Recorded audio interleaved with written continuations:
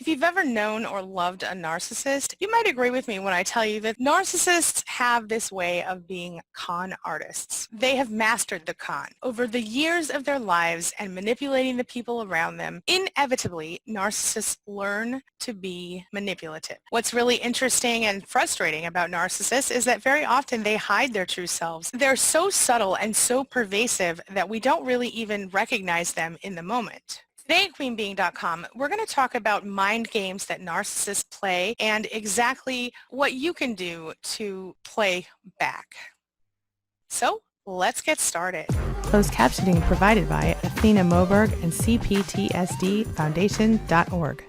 My name's Angie Atkinson, and on this channel I offer free daily video coaching to help you discover, understand, and overcome narcissistic abuse in toxic relationships. I like to call it toxic relationship rehab. So if that sounds good to you, hit that subscribe button and let's get going. Before we jump in here, there are a few things you need to know about narcissists up front in case you don't already. The first thing is toxic narcissists have no empathy. They don't care how they make you feel. And because of that, they often don't care about any sort of suffering they've caused to you or anyone else in their life. But despite the fact that they have no empathy or very little, most narcissists are still experts at analyzing other people's personalities and emotions and using them against them. And maybe because of that, they're really good at putting on a mask that doesn't show you their true self. You don't really learn about who they are on the inside until you're almost too close to pull away easily. What's interesting about those traits that I just described is that each of those is part of a really toxic cocktail, a recipe for destruction, if you will. It's exactly what's required to control other people and manipulate them without remorse. It's not easy to recognize these people, especially during the idealization stage of a relationship. You might even think you've met your soulmate or your guardian angel. Really, it's a narcissist. So without further ado, I'm going to share with you 7 mind games that narcissists play and why they play those games. Plus, I'm going to tell you exactly what you can do to play back and sort of beat the narcissist at their own game. Number 1, they want to know your life story. When you first meet a narcissist, you might find this very charming because someone is listening to you. And it always feels good to have someone listen to you. And if we're being honest, none of us really hate talking about ourselves, at least not before we're damaged by a narcissist. And often, even when we have been raised by narcissists or damaged by narcissists in other relationships, we are so not used to talking about ourselves that we can find this very charming. But the narcissist in the early stages of a relationship might want to know everything about you. The unfortunate part is that later in the relationship, they will begin to use everything about you against you. So how do you know this is what you're dealing with? Well, if Number 1, they don't talk about themselves ever. That's a red flag. I'm not saying they should talk completely about themselves. That's another red flag. But those who have a good, comfortable back and forth and share their own thoughts and insights and pieces of their life, probably pretty healthy. Another thing you can do is look them right in their eyeballs. And if they won't look you right back in the eyes, and yet they continue to throw the questions at you, that's a red flag. Be aware. Sometimes they won't even look at you while they ask the questions, or they'll look away from you, above your head, below your chin, whatever. One way that you can win this game is to simply start asking questions about them and see how they react. Or don't answer the questions that they ask you about yourself and change the subject. Number 2, they want you to know that they're better than you, and they will tell you this in very sneaky, subtle ways. One big red flag of a narcissist is that they always feel superior to other people. They always want to show off their information and their knowledge. They want to tell you how many famous people they know, or they want to tell you how expensive their car or house was, or they even might lie to you about these things. They definitely want to seem smarter than you and everyone else around them, and so sometimes they'll throw facts and figures at you about things you have no concept of, no idea about. They want to seem better than you. One quick way that you can kind of discover this issue is by simply asking them for source information. Where did you hear that? Or how do you know that? Or just ask them for proof or to back up their claims, because quite honestly, narcissists really don't like it when you ask them to justify what they're saying. One quick way to win this game is to simply ask them to define a specific word they keep using, or just ask them a lot of questions because they will be interrupted and they don't like to be interrupted. Number 3, they want you to be scared and sad. Some narcissists will pull the fear card, or they'll pull the negativity card on you. They'll be rude, disrespectful, they'll speak at the top of their lungs or yell. They do this in order to control you and to manipulate you into doing what they want. They try to scare you into doing their bidding. They try to scare you into obedience. They might even physically intimidate you.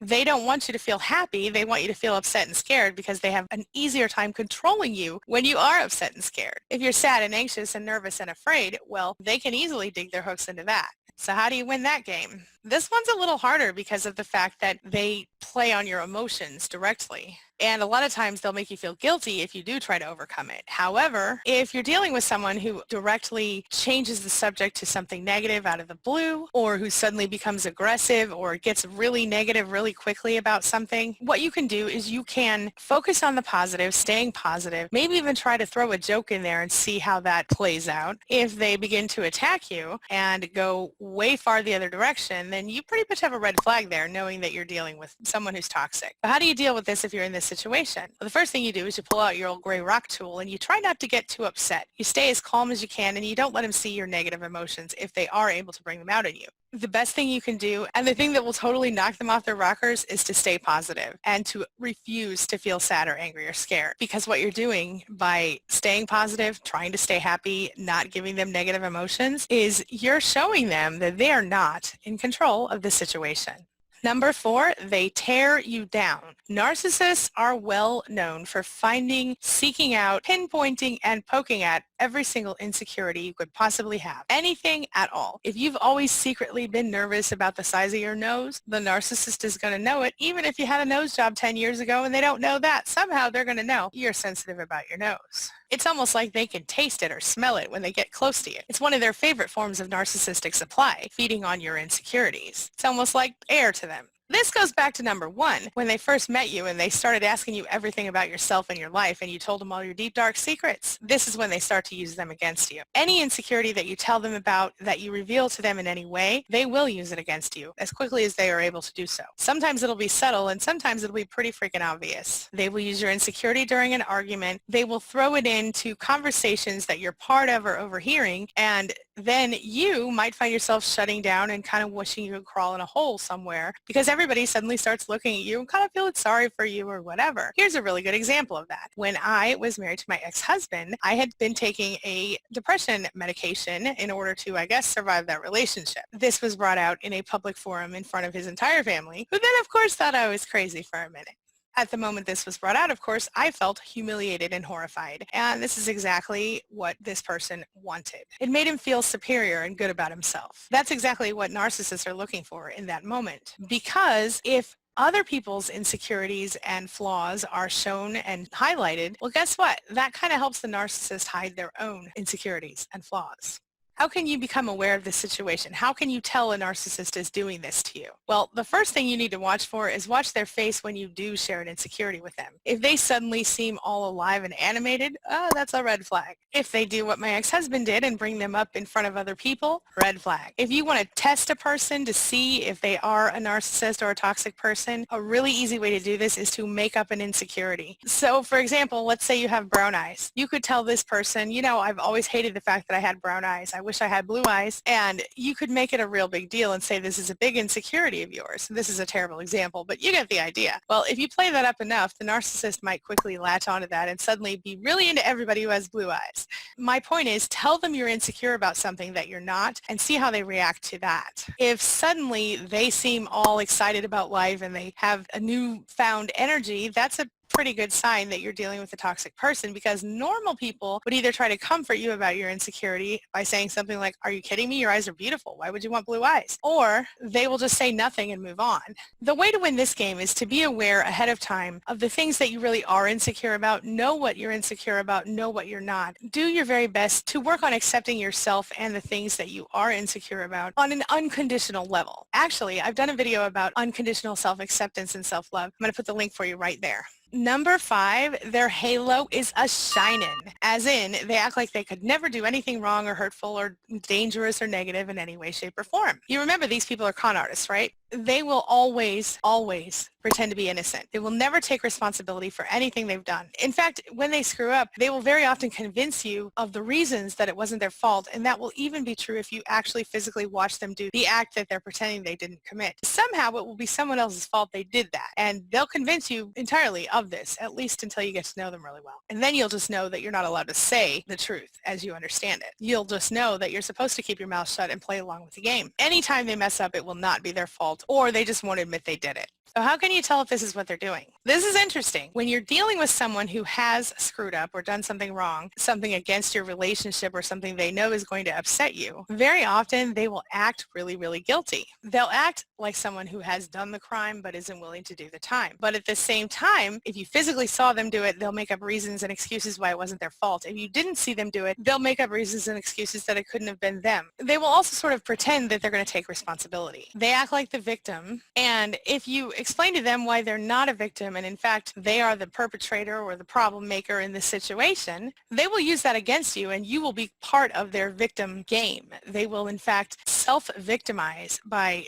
pretending that you have somehow insulted them horribly by saying the truth. They will use your own words against you to try to get you to believe them. They play on your emotions and do anything they can to try to get your attention and to turn that attention toward the fact that they didn't do it and they're not responsible. Anytime they actually pretend to take responsibility, they do this in order to manipulate you for some reason, whether they want you to convince them that they didn't do it, or they want you to agree that it's not their responsibility, or they're desperate because you're about to leave and they're not ready to lose your supply yet. How do you win this game? This is where intuition comes in pretty strong. You have to listen to your gut here. And if you're smart, you will dig in and find out what really happened without letting them know that you're actually trying to do that. So my point is, tell them what you think they need to hear in the moment so that they don't know that you are going to find out the truth. And then quietly find out the truth and go from there. Another thing you can do to win this game if you're still in that relationship is to point out the things they're doing wrong rather than playing along with the game that they're innocent. So for example, if you notice that your narcissist treats someone in their life a horrible way and you know that person's a decent person, point it out to them and find out why they're doing that. Maybe there's a toxic situation you're not aware of, or maybe this person's just a narcissist and you don't want to be in their life. Don't defend someone you know is guilty, because if you do it now, it will come back later and bite you in the butt. When you do point out their mistakes, also point out what they could have done better. This will annoy the crap out of a narcissist, but it will also be taken very well by someone who isn't a narcissist. It's a really good way to kind of sniff them out. The key here is that a narcissist will become angry if you try to tell them how they could have done something better, while a healthier person will be more likely to take it as constructive criticism and do something to try to create positive change in their life if they want to. Just a little side note on that one, this is something that is going to be touchy for some people because a lot of survivors who are dealing with CPTSD will be hypersensitive to criticism. Please don't assume that I'm saying that everyone who's sensitive to criticism is a narcissist. That's not what I'm saying. What I am saying, though, is if someone tries to manipulate you or lie to you and tell you a story that you know isn't true and you call them out on it and then they become hypersensitive to the criticism, you might be dealing with a narcissist. Number 6, they love to do the twist. They love to twist information. They love to twist the situation to their benefit. See, when you call them out on the bad things they're doing, narcissists are incredibly crafty. In fact, sometimes they will take the victim and make them the perpetrator in their story, because the narcissist loves to play the victim. If they can blame you or someone else for whatever's going wrong, well, guess what? They have a way out. Sometimes narcissists will do anything they can to just get you on board with their story. Don't let them get away with it. This is something that happens during a smear campaign, something narcissists do often, especially if you go against them or you go no contact. They will definitely twist the story and turn you into the bad guy and themselves into the victim. So the way that you can find out for sure this is happening, in addition to, of course, hearing about it through the grapevine, as you probably will, is to check any hard facts that you can check. If a person tells you, everybody thinks you're lazy, ask everybody. And I don't mean that literally, but you know what I mean. Check with people before you assume that what they're saying is true. Hopefully, other people will do that for you as well. Ask them to be objective in the story they're telling and see how well they do. People who are narcissists are not capable of truly being objective, especially when they have an agenda. They really want to convince you of their side of the story, and they will do anything they can to make that happen. You can win this game by simply getting your facts and information straight. Speak to those people that they've been dragging through the mud and find out exactly what's really happening. And hopefully, if you're the person in that situation, someone will do the same thing for you. But just a side tip, in case you are someone who's dealing with a smear campaign where a narcissist narcissist is tearing you down, those people who you know won't be on your side, simply ignore those people. But those people who you think should be on your side, I would give them one chance to be on your side. And what I would say to them is, if you know me, you know I didn't do those things. And if they say, well, I think you did those things, then you say, well, clearly you don't know me very well, or as well as I thought you did, and I'm really sorry to hear that. Leave it at that, and then back away from that person until this thing blows over. Then you might want to reevaluate your relationship with them and see if there's someone that you really want in your life. And if it's not something you really care about, feel free to just change the subject and tell them you don't really care about that situation, or you don't have an opinion about it, and move on. Finally, number 7, they're a human pressure cooker. Intentionally driving you crazy, intentionally making you doubt yourself, gaslighting, manipulating. They do this thing where they make you feel so much pressure to do whatever it is they want you to do, that sometimes you actually kind of build up pressure until you suddenly become explosive. It's almost like reactive abuse. They do this in order to play on your emotions and, of course, to make you appear a little crazy. That helps them later. So how do you tell if this is happening to you? Well, one of the biggest signs is that if you do have a blow up and suddenly now the narcissist is nice to you, or they seem really super happy all of a sudden, they will intentionally ask you questions or ask you to agree to things that you might not normally have agreed to. They do this because they know in that moment it's very difficult for you to make logical decisions. So maybe you'll spend too much money for them, or you will agree to sell your house when you don't really want to sell your house, or something even smaller, like they ask you for $500 to go blow down at the casino, and normally you would never waste $500 on the casino, but they just helped you out of that situation and helped you relieve your stress. So by all means, here's $500, honey. It's important to recognize this because they really can totally bowl you over with this one. It's a huge, sneaky manipulation technique. So how do you win that game? Well, when you do feel emotional about something, if you have an emotional kind of explosion and the person who kind of caused that suddenly tries to help you calm down, suddenly they're your best friend in the whole wide world and everything's fine, watch out for what comes next. Don't just assume they're telling the truth. Don't just agree with anything they say just because they made you feel less stressed.